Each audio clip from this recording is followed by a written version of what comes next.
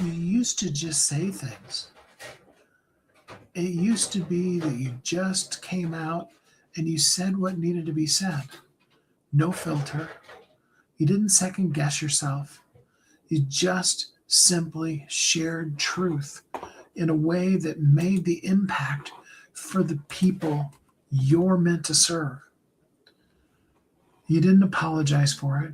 You didn't make excuses for why it was. You just knew your truth. You knew your place in this world. And you just shared it wholeheartedly, completely, powerfully with the world. And then something happened. Something incredibly horrible. Something sinisterly subtle. But nonetheless, it transformed everything. Sometimes it's events in our life. Sometimes it's a personal loss. Sometimes it's a relational situation. Um,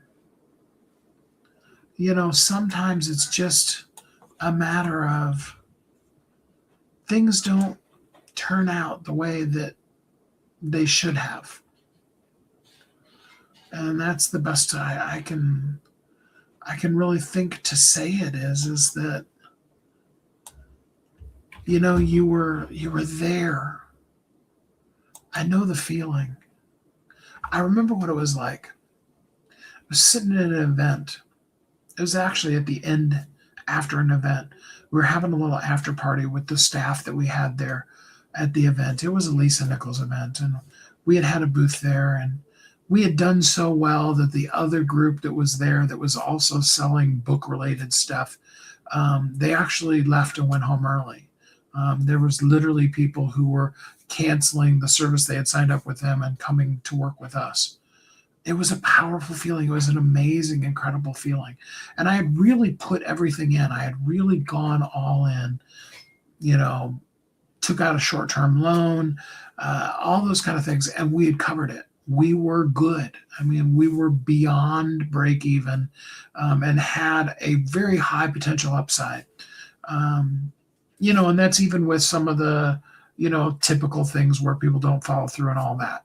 We were in a really great place, and we're all sitting there, us and the people that had helped at the event, sitting there at dinner, and I was just feeling so overwhelmingly grateful. I mean, there's a little bit of an overwhelm at the end of any event anyway. I always suggest to people take the next day off, preferably stay at the event if you can, and possibly sleep.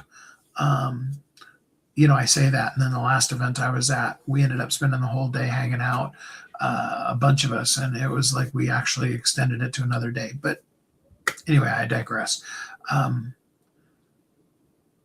I remember this particular event though, because at the end of it, I was just in such a place of gratitude because I had just shown up. And then flash forward about 5 years, I remember sitting alone by myself in my apartment, 53 years old, first time I had ever lived by myself.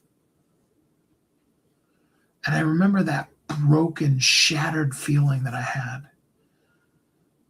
Aryan and Krishna, glad to have you both here with us. And I remember feeling like less than.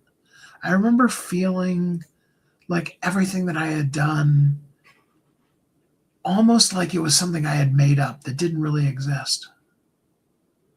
And it's really easy to buy into that feeling and begin to start second guessing yourself and not feeling like, who you are and what you do really serves a purpose. Aryan, my name is Steve. Um, and it's real easy to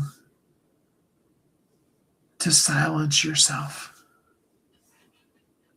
to go from saying the things that need to be said, to filtering, to second guessing, to growing quiet, softly, subtly, painfully sometimes even.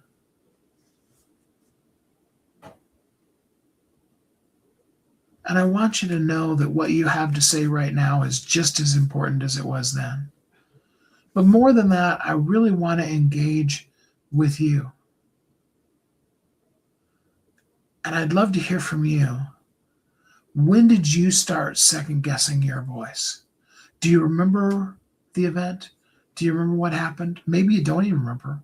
Maybe you just know there was that time when I was this, and now not so much.